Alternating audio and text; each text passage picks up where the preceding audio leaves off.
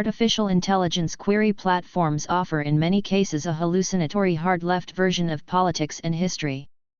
The same biases and outright lies that reshaped academia over the last 50 years and infected the American body politic with division are endemic throughout versions of historical events perpetuated by OpenAI's generative platform ChatGPT, according to a number of searches done by Fox News Digital.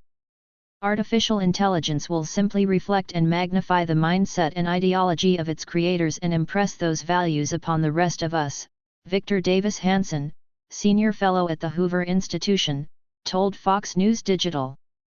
In other words, we are creating Silicon Valley-minded Frankensteins and unleashing them on the nation, he said.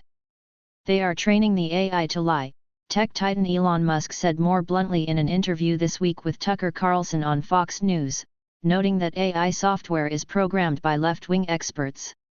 The tech world euphemistically calls these falsehoods hallucinations. They occur when the system generates responses that seem factual, formally correct and properly written.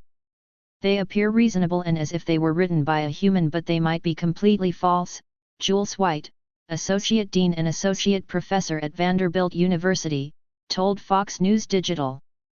These hallucinations offer alternative versions of American history and politics that have consumed academia and been popularized in the culture since the days of Woodstock.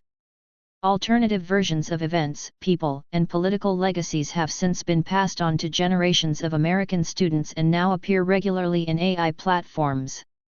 Consider the case of the late Sen. Al Gore Sr., a Democrat from Tennessee, 1953–71, and the father of former Vice President Al Gore Jr. The elder Gore was a rabid opponent of the Civil Rights Act of 1964. But this legacy has been largely erased from history in recent decades, the whitewash evident on AI.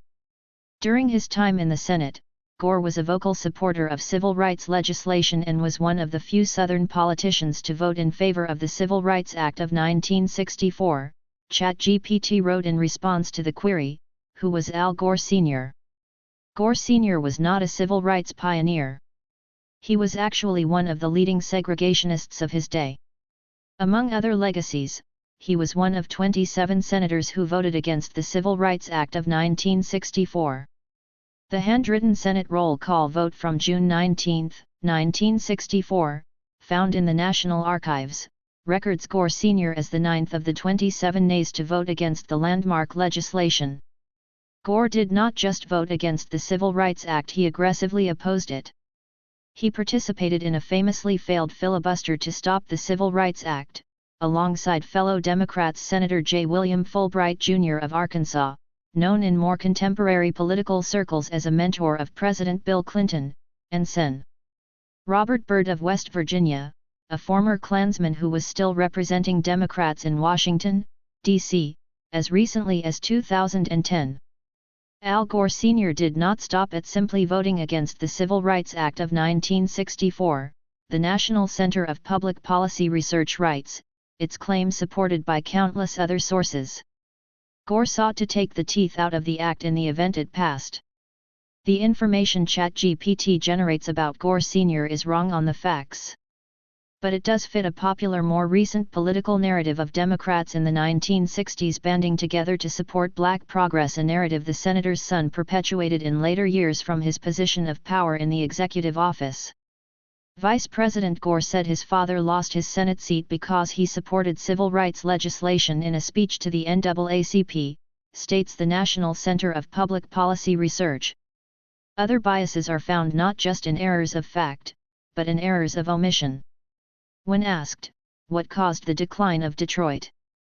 ChatGPT responds this way: the decline of Detroit, once a thriving industry city in the heart of America's automobile industry, was caused by a combination of factors, including economic shifts, racial tensions, and urban blight.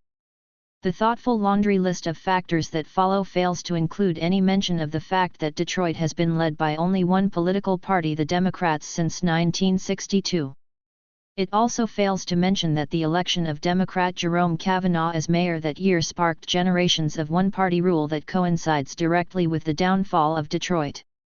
The policies that followed eviscerated the city's once world-leading manufacturing base, sparked racial discord most notably with the race riots of 1967 and fueled the frightening depopulation of Detroit.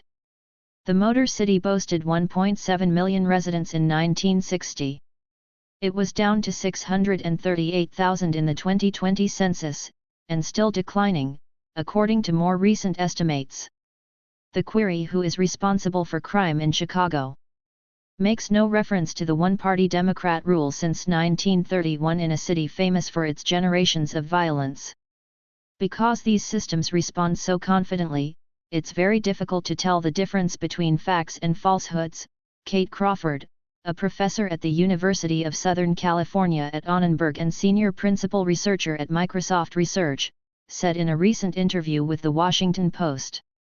AI could be programmed to lie to us for political effect, Carlson said following his interview with Musk. You can imagine a future a year or two from now where all of our understanding of the world around is determined by AI and it's lying to us. The information spit out by platforms such as ChatGPT, if not intentionally programmed to be biased, may merely reflect the preponderance of information that already exists in the public realm. If that information is already biased, AI platforms will merely reinforce and concentrate the bias. AI language models collect and combine patterns in speech by combing the internet. They then collate those patterns and produce text, the Bulletin of Atomic Scientists reported last week in a piece of the potential pitfalls of AI wisdom. To come up with answers, the models utilize information from encyclopedias, forum posts, personal websites, and articles, among others, some of which are copyrighted material, and essentially jumble it all up together.